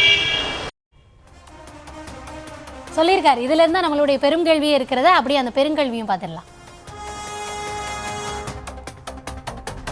அதிமுகவுக்கு போக ஓபிஎஸ் முடிவெடுத்ததால் அவரது மாவட்ட செயலாளர்கள் தாவேக்காவில் இணைகிறார்களா? இப்போ திரு செங்கோட்டையன் அவர்கள் பேசினதை பார்த்தோம்ல, இதில் தான் நம்ம டிடிவியையும் ஓபிஎஸ்ஸையும் கனெக்ட் பண்ணி பார்க்க வேண்டியதாக இருக்கும் அப்படின்னு நான் நினைக்கிறேன். ஏன்னா பசும்பொன்ல 3 பேரும் கைகோர்த்து தான் ஒன்றிணைந்து செயல்படுவோம், திமுகவை வீழ்த்த அப்படின்றத சொல்லியிருந்தாங்க. அந்த அடுத்தடுத்து நகர்ந்த நிகழ்வுகளில் தான் இவங்களுடைய அந்த பிரைம் கோல் அப்படின்றது அதிமுகவிலிருந்து எடப்பாடி அவர்களை இறக்குவதா இல்லை திமுகவை அகற்றுவதா அப்படின்றதுல செங்கோட்டையன் அவர்கள் தாவேக்க பக்கம் போயிட்டார். ஸோ திமுகவை அகற்றணும் அப்படின்றது அவருடைய கோல் ஆயிடுச்சு. இப்போ கேட்குறப்போ அவர் இணைவார்கள் அப்படின்றதே சொல்லிட்டார். எந்த விதமான சமிக்கையும் இல்லாமல் அவரால் சொல்ல முடியுமா அப்படின்றது ஒரு சந்தேகம். இன்னொன்று, டிடிவி அவர்களுடைய கடந்த வார பேச்சுகள் எல்லாம் வச்சு பார்க்குறப்போ எனக்கு எட்டிய வரைக்கும் அவர் தாவேக்க பக்கம் போவதற்கான வாய்ப்புகள் இருக்கு. அதே இது ஓபிஎஸ் கணக்கு எடுத்துக்கிட்டீங்க அப்படின்னா அவர் வந்து அந்த ஒரு வாக்கு இது அவர் நடத்தினார். அதுலேயும் 2 கட்சிகள் அப்படின்னு சொல்லி அதில் டிவிகேவும் இருந்ததா சொல்லப்பட்டுச்சு. அப்போது இவர்கள் டிவிகே பக்கம் போகிறதுக்கான சான்சஸ் தான் இருக்கோ அப்படின்றது என்னுடைய பார்வை. இன்னொன்று, ஓபிஎஸ் அதிமுக போவதற்கான அவருடைய பேச்சுகளில் சமிக்கை இருக்கா அப்படின்னா கிடையாது. அவர் அறவே முற்றிலுமாக வெறுத்து பேசக்கூடிய ஒரு தொனி தான் அவர் பக்கம் இருக்கு. ஸோ இதுதான் ஃபைனலாக இந்த பொங்கலுக்கு அப்புறம் அப்படின்னு திரு செங்கோட்டையன் அவர்கள் சொல்கிறதுக்கு பின்னாடி டிடிவி ஓபிஎஸ் டிவி கேட்க போவாங்களோ அப்படின்னு நம்ம நினைக்க வேண்டியதா இருக்கு. இவர்களுடைய அபிலாசைகளையும் விருப்பார்வங்களையும் நிறைவேற்றக்கூடிய ஒரே கட்சி தாவேகா தான். டிடிவி, தேமுதிக, பாமக, ஓபிஎஸ். திமுகவை வீட்டுக்கு அனுப்பக்கூடிய அந்த ஒரு அதுதான் அபிலாசையா விருப்பார்வமான்றதை தேர்தல் சொல்லிவிடும். நான் சொன்ன அபிலாசையும் விருப்பார்வமும் தொகுதிகளினுடைய எண்ணிக்கை, அவர்கள் நடத்தப்படக்கூடிய முறை, இந்த ரெண்டுலயும் அவங்க உறுதியாக நின்னாங்கன்னா டிடிவி தினகரனை பொறுத்தவரை அதிமுக அவர் மனசுல வச்சிருக்கிற அதிமுக கூட்டணியை, அந்த கூட்டணியில இந்த நிபந்தனைகளுக்கு அவங்க இணங்கி போலனா, கணிசமான தொகுதிகள் ஆட்சி அதிகாரத்தில் பங்கு என நிபந்தனைக்கு அவங்க இணங்கி போலனா அந்த கூட்டணிக்கு அவர் போக மாட்டாரு, தாவேக கூட்டணிக்கு தான் போவாரு. ஏன்னா இந்த ரெண்டுக்குமே வாய்ப்புள்ள கூட்டணி தாவேக தான். அப்போ இந்த அபிலாசைகள் விருப்பார்வங்கள் உள்ளவர்கள் எல்லாம் அங்க போயிட்டாங்கன்னா இப்ப வந்து மும்முனை போட்டி, திமுக கூட்டணி, அதிமுக பாஜக கூட்டணி, தாவேகா கூட்டணி. இந்த மும்முனை போட்டி யாருக்கு சாதகமாக முடியும்? யார் அதிக வாக்குகளை வாங்குகிறார்களோ அவர்களுக்கு சாதகமாக முடியும். விவரமா பேசுறதா நினைப்பா? கள நிலவரமா அப்படி இல்லப்பா. என்ன சொல்ல வரேன், திமுகவுக்கு எதிரான மனப்பான்மை என்பது இங்க உருவாயிருக்குன்னு இவங்க சொல்றாங்கல்ல, அந்த மனப்பான்மையை வந்து அந்த வாக்குகள் எப்படி அறுவடை செய்யணும்னா நீங்க ஒன்னா நின்னாதான் அறுவடை செய்ய முடியும். நீங்க பிரிஞ்சுட்டீங்கன்னா பாஜக எதிர்ப்புன்ற வாக்குகளை திமுக குறிவைக்குது இல்லையா, அதுவும் தாவேக பக்கம் போறதுக்கான வாய்ப்புகள் இருக்குல்ல. இல்லங்க, பாஜக எதிர்ப்புங்கிற வாக்க திமுக குறிவைக்கிறாங்க. அப்ப இவங்க எல்லாம் பாஜக ஆதரவுன்னு வருவாங்களா? இவங்க எல்லாம் பாஜக ஆதரவுன்னு வருவாங்க அல்ல. அந்த எதிர்ப்புன்ற வாக்குகள் திமுகவுக்கு மட்டுமே இதுவரைக்கும் போயிட்டு இருந்தது, இனிமே அந்த பக்கம் போறதுக்கான வாய்ப்பு இருக்குல்ல. போகாது இல்ல. ஆனா சிக்கல் அங்க இருந்தா உருவாகும். என்னன்னா திமுகவை பொறுத்தவரையில பாஜகவை எதிர்க்கிறவங்கள ஏதாவது மாற்று கருத்து இருக்கா? இல்லன்னு அவங்க சொல்லுவாங்க. என்ன சொல்லுவாங்கன்னா அவங்களுக்கு கூட்டணின்னு கூட விஜய் சொல்லுவார். ஆனா கள நிலவரம் என்னன்னா பாஜக அதேதான் தாவேகாவுக்கு அவங்க சொல்லுவாங்க. ஆனா கள நிலவரம் என்னன்றது இல்ல. அவர் பாசிச பாஜகன்றது அங்க நீங்க சொல்லிட்டீங்க உறவுல இருக்கீங்க அப்படினா யார் மக்கள் எந்த பக்கம் நிற்பார்கள்? பாஜகவை கூட ஏற்கனவே கூட்டணியில இருந்தவங்க பாஜகவை எதிர்க்கறாங்க அப்படின்றத நம்ம எடுத்துக்கலாமா? இல்ல பாஜக கூட கொள்கை எதிரி கூட்டணி இல்லை அப்படின்னு சொல்றவங்க நம்ம எடுத்துக்கலாமா? பாஜகவை யார் உறுதியாக எதிர்த்து நிற்கிறார்கள் என்பதை தான் மக்கள் பாப்பாங்களே ஒழிய நீங்க ஒரு பேப்பர்ல கொள்கை எதிரி எழுதி பாஜகவை என்ன சொல்லிருக்கீங்க அப்படின்றதை சேர்த்து பாப்பாங்க. ஆனா இப்ப எப்படி நிக்கிறாங்கன்றதை நீங்க பாருங்க. விஜய் வந்து கொள்கை எதிரின்னு பேப்பர்ல எழுதினதோட சரிங்க, ஒரு வார்த்தை அவர் பேச மாட்டாரு. அவரை பாஜக எதிர்ப்பாளர் நினைப்பாங்களா?